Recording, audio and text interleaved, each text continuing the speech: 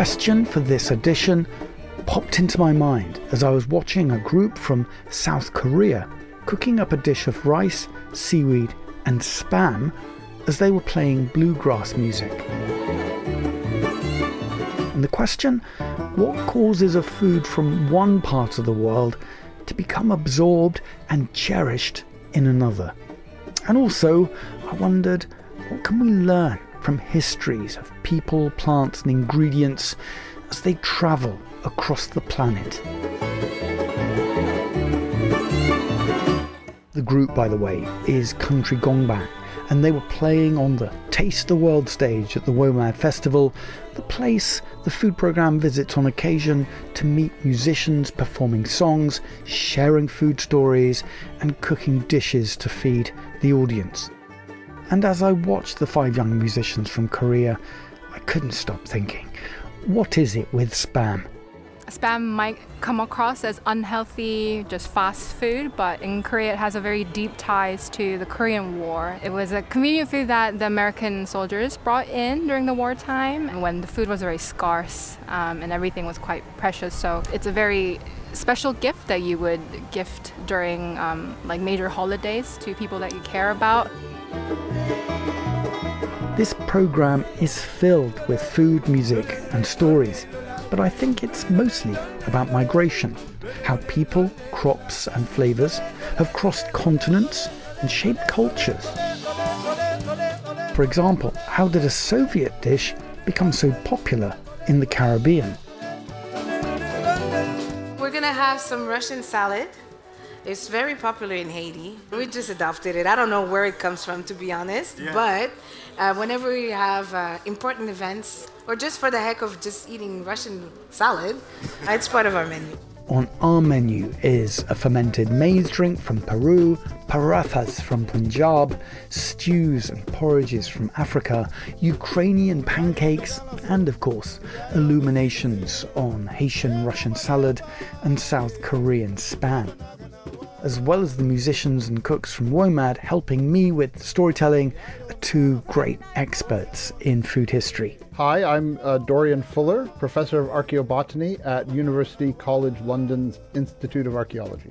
Which means Dorian studies ancient plant remains in order to understand how humans have interacted with different environments over thousands of years, to give us insights into diets of the past and the origins and evolution of agriculture. Our other guest is joining us from New York. This is Anya van Bremzen, writer, author of National Dish. And National Dish is a book about the connections between food and identity and unpacks the myths and realities of famous dishes. And in Mastering the Art of Soviet Cooking, Anya wrote about the food she grew up with in Moscow. Now, Dorian, from the Taste the World stage, we'll be hearing stories of 6 dishes from different parts of the world, all with strong ties to regions and identities, all involving ingredients that have migrated. Your work involves looking back over thousands of years. Has food always been on the move? Food has very often been on the move in the past for a very long time, and I tend to divide it up into kind of 3 kind of broad, or maybe 4 broad stages. The first stage is when agriculture originates, when people start domesticating plants. That's a kind of local hunter-gatherer groups domesticating local plants. Once agriculture is established, it tends to spread. So agricultural populations tend to grow demographically. Then you get outward migrations of parts of those populations in search of new land, and they take their crops with them. So there's a first phase of crop movement, which is as early farmers move with their crops. So wheat and barley, domesticated in Western Asia, are carried by farmers into Neolithic Europe. Millets, domesticated in North China, are carried around other parts of China. Rice from South China is carried to Southeast Asia. A lot of that early stage tends to be migrating farmers bringing their crop package with them. The second stage is in European terms, we call it the kind of Bronze Age. Farmers have gotten most places, and you get really the establishment of trade networks. Archaeologists often think about the Bronze Age as about trade, the trade of tin ores and other kind of artifacts, but they're also moving plants around. Farmers get new crop diversity from other regions, from other farmers, and they start trying them out. And we see some very long distance movements. So about 4,000 years ago, you get crops of African origin like sorghum and pearl millet adopted in parts of India. So there's this kind of movement of crops, and those crops are then added to existing diversity. So you get this kind of diversification process. That process gradually intensifies over time, I would say.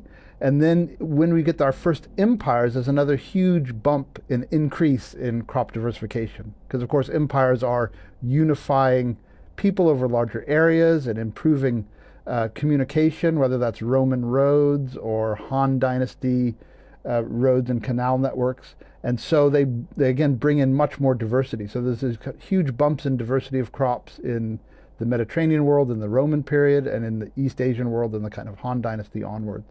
And then the fourth big bump is, of course, the Columbian Exchange, when the Spanish and Portuguese make it to the New World and bring those crops back to the Mediterranean world and to their African and Indian ports.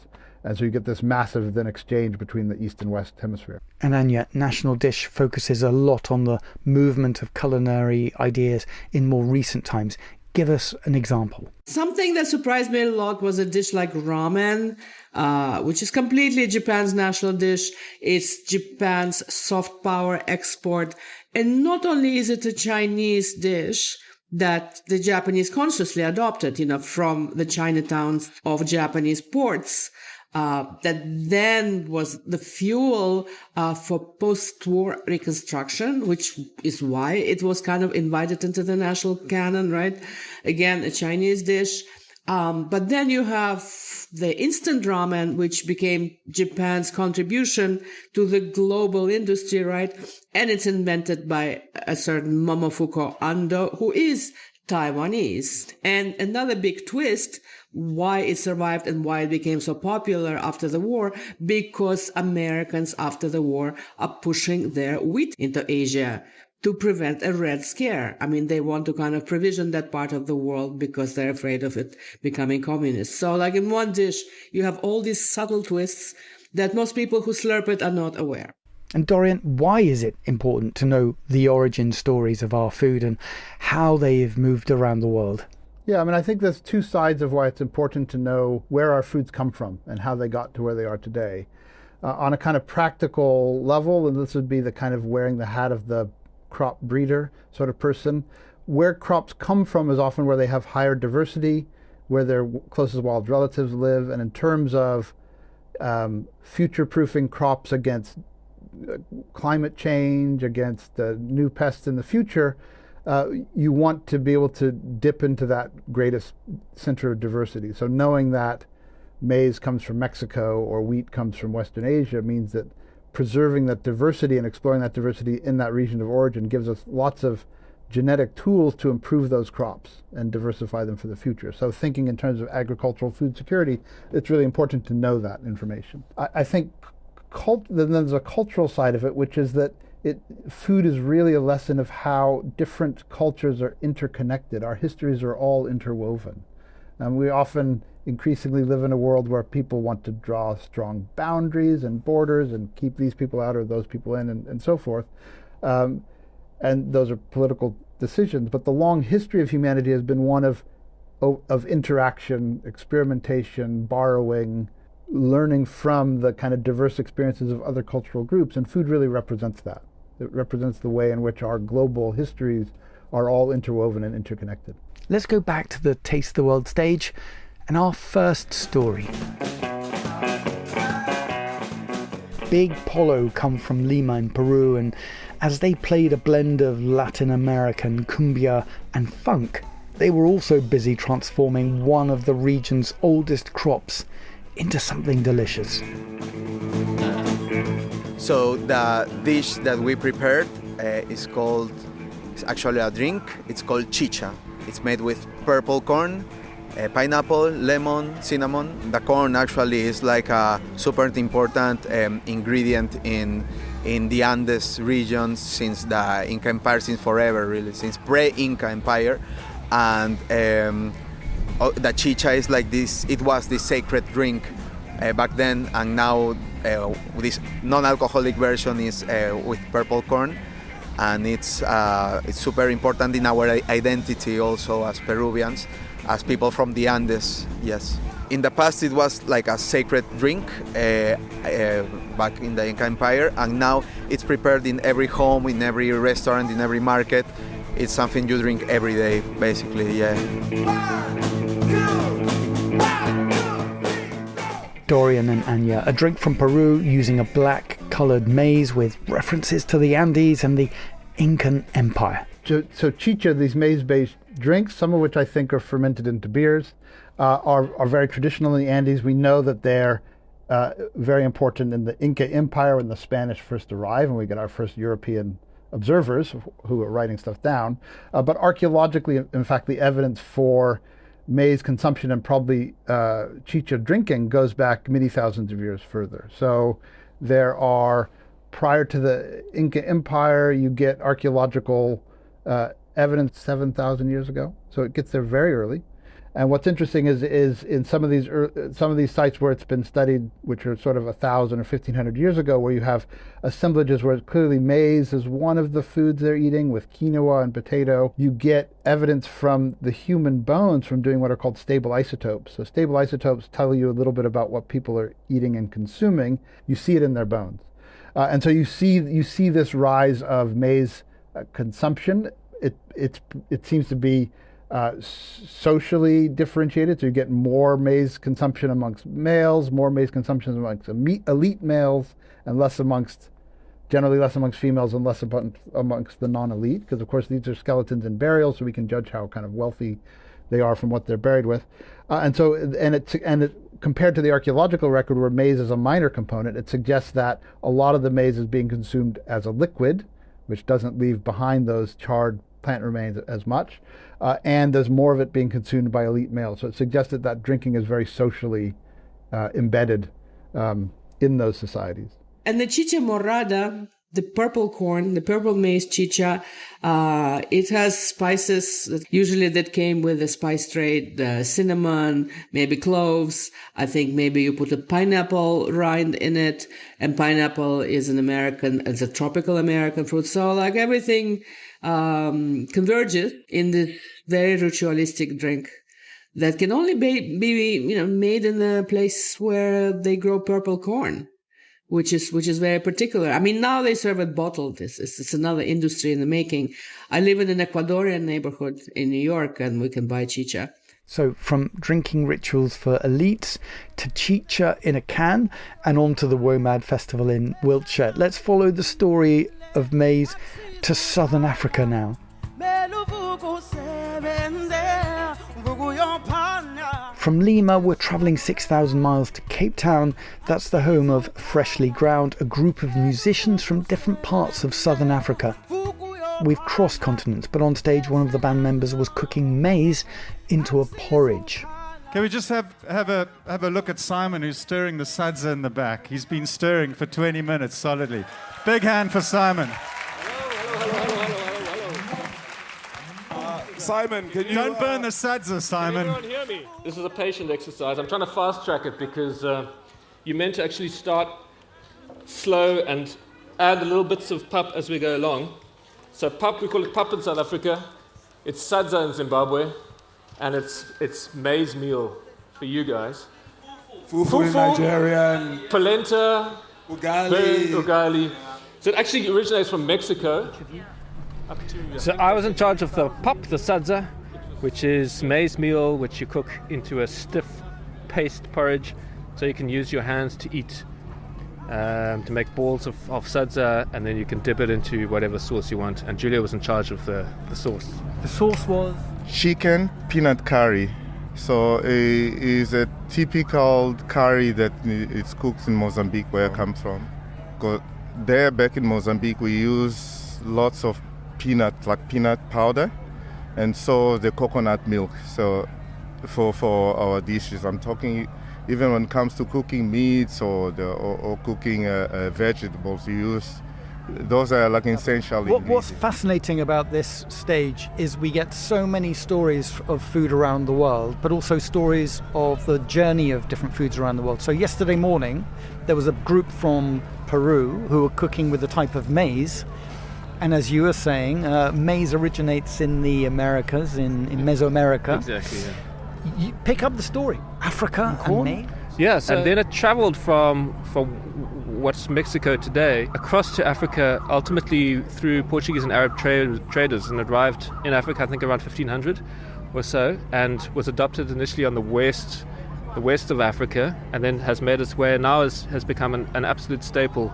So in my country, in Zimbabwe, it is the meal people eat every single day. There is no variation. There's no, that's the staple for the majority of the population is sadza, and then they will vary what they eat that with. So sometimes it will be with meat, sometimes it will just be with vegetables, sometimes it will be with peanut butter, whatever. There are beans, but the sadza, the maize, is the staple. Yeah.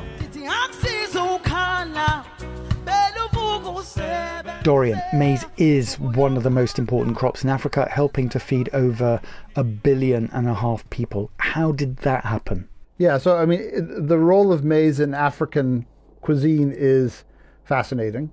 Obviously maize comes from the New World, so it's brought to Africa by the Portuguese initially, and we have evidence in Portuguese written sources for maize being cultivated in parts of West Africa very early, 1530s, something like that. My understanding in southern Africa is it's brought by Dutch settlers in the kind of mid-17th century, and then it diffuses from those Dutch settlers into native populations, into Bantu-speaking populations. Now, the original traditional agriculture in southern Africa, in places like Zimbabwe, is focused on sorghum and pearl millet. Those are native African grains, which they will still cultivate. But maize is very similar to those in terms of how it grows. The plant is a tall grass with a dense head, so it looks very similar to those. And we know linguistically that a lot of the native names for maize in Bantu languages look like they're derived from older words for pearl millet or sorghum. So that's what linguists call semantic shift. So it comes in, and I guess it's adopted as a kind of, here's a new variety, here's something similar to sorghum that we know, so we'll grow it.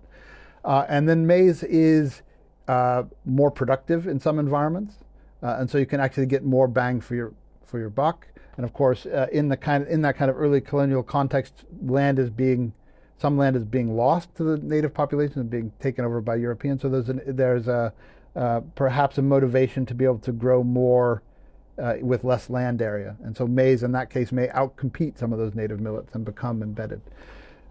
Now, we also know that across Africa, amongst kind of Bantu-speaking populations, porridges, and there's different kinds of porridges, light porridges, stiff porridges, are the kind of focal point of cuisine. So you boil cereals in pots, sometimes whole grain, sometimes ground, and then those porridges are the staple food with which you mix different sauces and side dishes and so forth. Archetypally, this kind of thick mush to which you add a stew, which is kind of gluey, and you can form a little ball in your fingers, and you can dip it into a stew. You have fufu, which is a West African, right, which will be made from cassava or plantain. So this is an adaptation of something that came much earlier. We think of bread as the ultimate expression of wheat, for instance, but before bread and concurrently with bread, there were gruels and porridges. So a gruel and porridge is like one of the most basic foods of humanity. Because something like bread, think about it, it's a lot of processing. Storing, milling, I mean, it's just a lot of technology. But boiling a grain or a root and just mushing it up and like using it to absorb different sauces, it's really archetypal human eating experience, no? And the sauce lead guitarist Julio cooked was made with peanuts. What's the story there? Peanut is also a fascinating case of something that's American, that's become very important in Africa, where it's substituted for something that was similar that the African agriculture already had. So peanut is also called groundnut because it's a strange it's related to peas and beans, but it produces its pod underground, right? So you dig it up, that's why we call it groundnut. But there are two species of groundnut that are native to Africa. One is called, in English, Bambara groundnut, and the other is called Kirstings groundnut. Now, Kirstings groundnut is pretty minor. It's only found in parts of Central and West Africa. But Bambara groundnut, which originates in somewhere like Ghana, spreads throughout Africa with the Bantu expansion. So it's cultivated in parts of East Africa, South Africa, Madagascar. Today, it's increasingly a minor crop. and that's probably because it's been replaced by peanut. So it has a similar growth habit. It's a kind of bean plant, and then after the flowers are pollinated, it pushes the flowers underground and develops its pods underground. From the point of view of the plant, that means the predators don't get the seeds, and people can dig them up. Compared to peanut, the bambara groundnut produces normally one seed per pod, and the peanut produces 2 or 3, as we know, and it tends to produce more pods. So again, the peanut is much more productive per plant than the bambara groundnut. So the bambara groundnut has been kind of pushed aside gradually by the peanut. I think the peanut also has a higher oil content, so it's fattier, which makes it tastier maybe. So I think peanuts were attractive in Africa both for their kind of flavor principles, that more oil, and also they were more productive. And so like maize, they've come in and substituted for and replaced something that was already in the kind of culinary and agricultural systems. Okay, that's maize and peanuts from the Americas to Africa. Time for that spam story in Korea, and back to the bluegrass group Country Gongbang. As they played, band members were preparing gimbap. Kimbap is Korean food that's wrapped in seaweed. So it's covered, the outside is seaweed, and inside you put rice and add all these ingredients, including vegetables. There are carrots, burdock, that's another one, cucumber, eggs, fish cakes, and yeah, it's a very mobile. You can just kind of hold it and go to picnic, take it out to go. So it's a very convenient food, but also like Korean people's soul food. And in some versions, it's soul food with spam. Unhealthy, just fast food, but in Korea it has a very deep ties to the Korean War. And it was a convenient food that the American soldiers brought in during the wartime, and that it was passed down for everyone to just eat when the food was very scarce. So it has a more of a positive, I guess, image in our culture, but it's because it's tied to that history that is not too far away from our generation.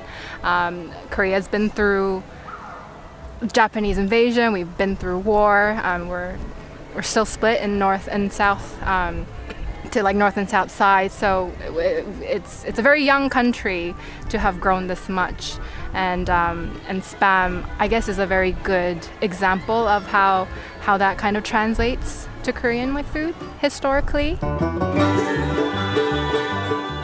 Dorian, what do you make of this curious mix of rice, seaweed, and spam? Yeah, so there's in the case of these Korean foods, there's like these gimbap, spam gimbap. You have a mixture of introductions from a whole range of different periods.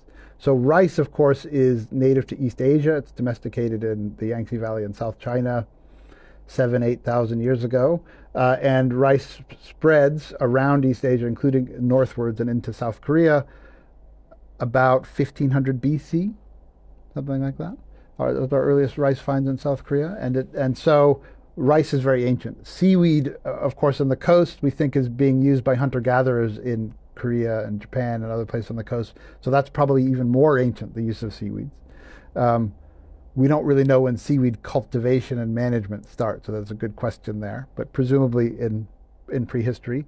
Spam, I assume, is introduced after the Second World War or during the Korean War or something from American military presence. And yet you've taken a closer look into the Korean spam story. What have you found? So spam is a really interesting example of this war and imperialism, American imperialism, right? So you have the Korean War.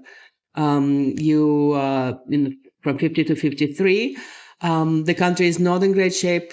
There's not a lot of meat. Meanwhile, on American bases, they have a ton of spam, canned beans, all sorts of stuff.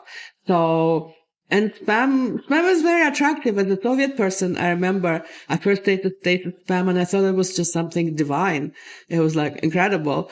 And there you have this really interesting adaptation of spam into a kimbo, which is essentially some say is an appropriation of a Japanese sushi, and the Koreans argue that no, it isn't, because the seaweed has been used in all sorts of ways. And again, to wrap a piece of something in nori is not, it's not something Japan needed to invent. I think it's quite obvious. But as I talked about ramen already, you have that American product imperialism. They're pushing wheat on the world. I remember in Russia, after the war, we had tushonka, a canned meat, which was actually Russian recipes that Americans produced as part of Lend-Lease in huge quantities. And it stayed on after the war. And I still ate it. And they ate it in Cuba, exported from Russia. And they called it carne rusa, Russian meat, where in fact it was this Lend-Lease product. So it's interesting how wars also shape our appetites.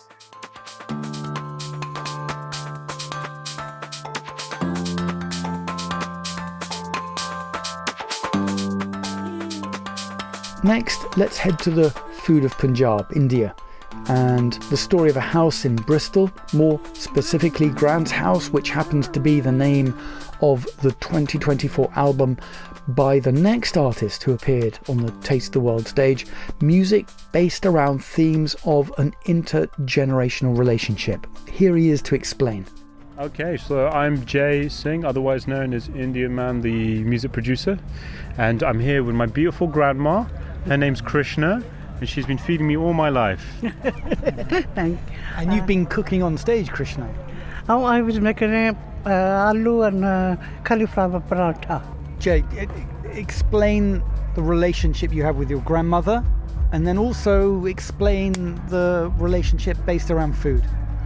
My grandma is like my mum, Like, I think in life you have a series of people that you come to when you're in trouble, or you need some TLC, and my grandma's number one on my list. And we have this crazy relationship because in my 20s I moved in with her and I lived with her for 5 years. And my grandma is so clever, right? She's so clever. She says to me, you know what, actually I'm getting a bit old, I need some help. And my young 20-year-old self is like, oh my God, she needs me here. She needs me to be in this house and to take care of her, do her shopping. And after 5 years, I realized that she'd played me. She never needed me, I needed her. So, at the end of 5 years, I kind of sorted myself out. I grew up, I worked on myself, and all this time I thought my grandma needed me to be around, as she was just taking care of me and getting me ready to go out into the world. He was sort of English style, Then when I took him and stay with me, I made him an Indian man. But you had this gentle access to wisdom. Yes. But also, tell me what was going on in the house when you were together around the kitchen. So I would be making music and I could smell the food from downstairs, because I used to live in that spare room. Yeah. And my grandma has this kitchen which, there's no maths to it. Everything is where she just naturally has put it for the past 50 years. And she makes this food in this pan which is probably older than me. She has these plates which are 40 years of age. She serves on them every day. The relationship between Jay and his grandmother not only resulted in the album Grand's House, but the years spent with Krishna led Jay to recognise the value of all the food knowledge she'd built up over decades, knowledge easily lost in a generation, and so it led to a cookbook and also wider recognition for Krishna. Now my grandma has a big YouTube channel with lots of celebrity guests from Saturday morning TV, MasterChef, Great British Bake Off. All these people come and visit her, and they all want to support her cookbook, which is keeping intergenerational recipes and relationships alive. I think a lot of people, I'm very lucky to have my grandma. A lot of people don't, but there are still elders out there who you can connect with, and it brings such youth into their life and a whole new chapter. My grandma's 86, and in the past 2 years, she's been more appreciated about the food she's made than her whole entire life. Wonderful. In my age, come famous, it's something to be excited about it, Jay Singh and his grandmother Krishna, who on stage prepared a recipe from the book Cook Like an Indian Grandma. It's paratha flatbreads filled with cauliflower. Over to you, Dorian. So one of the examples is parathas. Having traveled and worked in India, I do love a good paratha. They're a wonderful kind of bread, wonderful sets of textures and things. Wheat, of course, comes from Western Asia, and it's part of the original Neolithic agricultural diffusion of the first farming that spread east across the Iranian plateau into the Indus Valley, and has arrived in parts of the Indus Valley by 7,000 or 8,000 years ago. And then it gradually percolates across the Indus into other parts of India, into Rajasthan, and there's wheat in Rajasthan at about 3,000 BC or something like that, and the peninsula, the areas around Mumbai, the wheat is there about 2,500 BC. So so wheat embeds itself into various parts of Indian agriculture quite early. So it's established, and it's then used to make a whole variety of different kinds of flour products, different kinds of flatbreads, from rotis to naans, which are leavened a little bit, to parathas, as we're talking about. Also, various Indian desserts often use wheat flour, and so wheat has a very long history. And I think one of the things that we could characterize as sort of interesting about it is in Western Asia and in the Northwest in Pakistan, you will get tandoors and other ovens for kind of baking bread, as we might think of, baking it in a dry oven. But in other parts of India, they develop ways of cooking breads on griddles, which aren't about baking, right? So parathas are not baked; they're kneaded and they're aged and they're folded in various ways to put that kind of crispiness in there, and then they're essentially griddle fried with a bit of oil, a bit of ghee, a bit of butter, and so it's a different method of cooking wheat. So it's taking advantage of the inherent properties of wheat, which is this stretchy protein called gluten, and then it's being adapted to these local Indian traditions of making what we call flatbreads in various ways, which don't involve baking. For our next story, combine wheat with potato to make a pancake and you get a dish from Ukraine called diruni. This was served up by an artist named Gana. In her performance, she sang a song of Ukrainian harvests. Ой, летає соколонько по полю, та й збирає челядоньку додому. Yeah, there was one song that is a harvest song, Olita Sokolonko. It's performed during the harvest, and it's like it's a song that's sang solo on the field. And when you trace the origins, or the way in which that song would have existed in those communities, how would people have sung the song during harvest? Well, this is an interesting question. I have an image in my head that's probably not proper. Because I grew up in the village, so I know how harvest works. And I actually loved it as a kid because it's beautiful weather. It's late summer, beginning of autumn, which is like this golden season. And in my memory, it never rained. It probably did. And then everybody's on the fields. And the way our village was, you had a street and the houses were all facing the street. And then on the back of the houses, you would come out in the garden, in the fields. So if you are on the field, you see all your neighbors. And it's a kind of a community thing, and you chat and you laugh, and everybody is in the same, this sucks, right? Yeah, okay, but we gotta do it anyways. But in my image, I thought that this would be the moment for people to sing during the harvest, actually, not when you come home.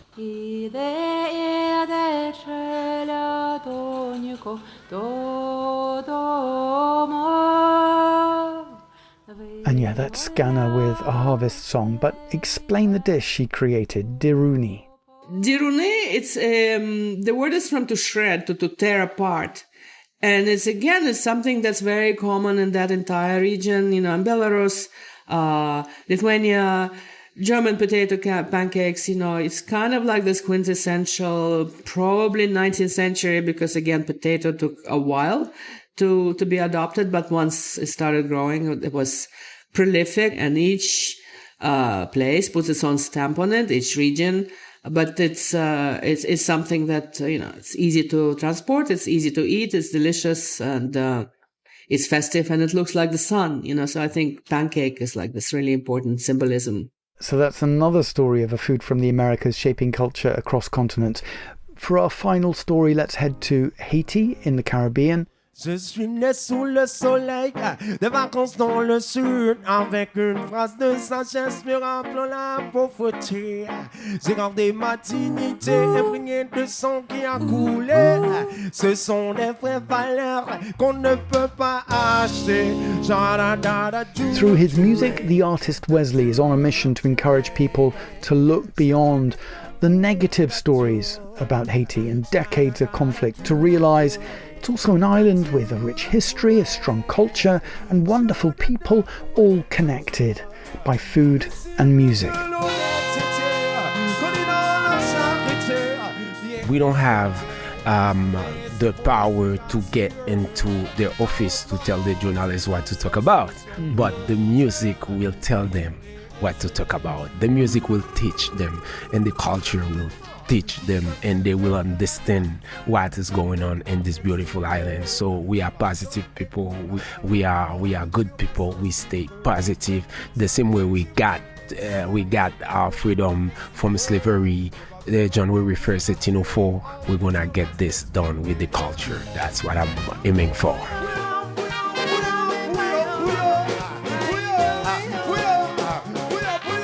Band member Cindy looked after the cooking on stage, which included rice, beans, plantain, and Russian salad made with beets. It's just part of what we eat. I never questioned it. It was always part of my life. And I have to dig. I know it's good food. That's all I know. It goes so well. Combination. But yeah, that would make sense, because in Haiti we have so many countries that were involved in our history. Yeah. We welcome every nation that has problems everywhere there is war. Yeah, but it is at the core. Yeah. It is at the core of la Charte des droits de la personne. Exactly. The first human right that was written was Dessalines, when he said that everybody that comes on this island is free.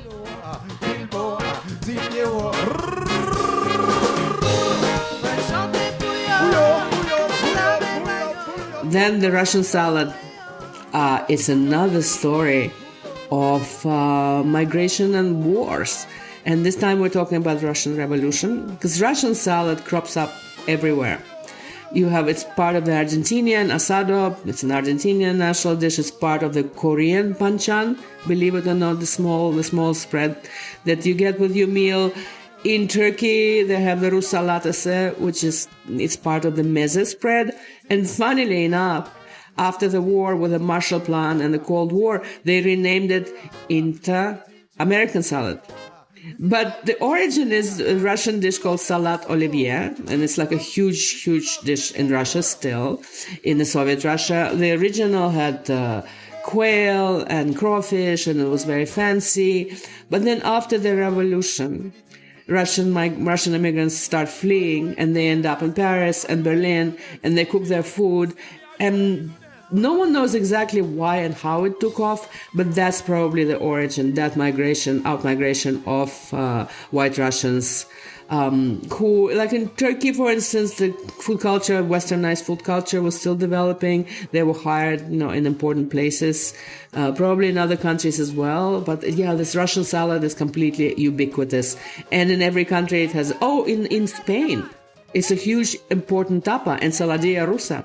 And they put olives and tuna in it. So when I go to Spain, they call me salad. Oh, Anya, hola, ensaladilla, here comes the salad.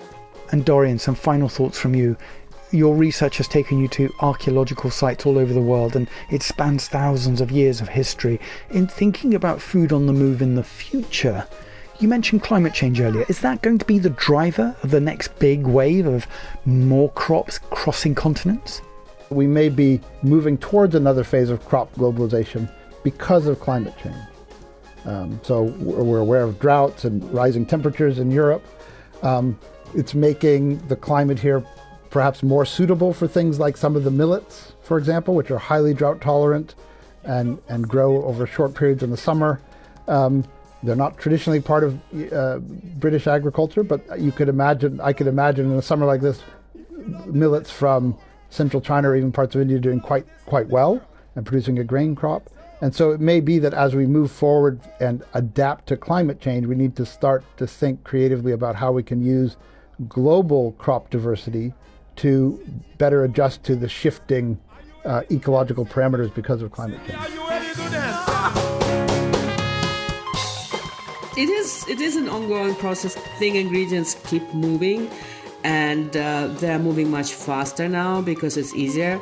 We have social media, so you have flash trends. I mean, Dubai chocolate. Can you believe it? I mean, like suddenly from nowhere. I mean, I remember when I saw it in Turkey, I was like, wow. And then suddenly it's everywhere.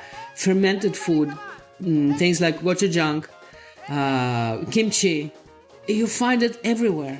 No, it becomes part of the global pantry. In terms of more profoundly, I think we're dealing with immense disruptions from climate change. So you have something like fonio. Have you heard about it? The small West African grain that was cultivated with small, difficult to husk. But because of some activist chefs and producers, it's becoming easier to process.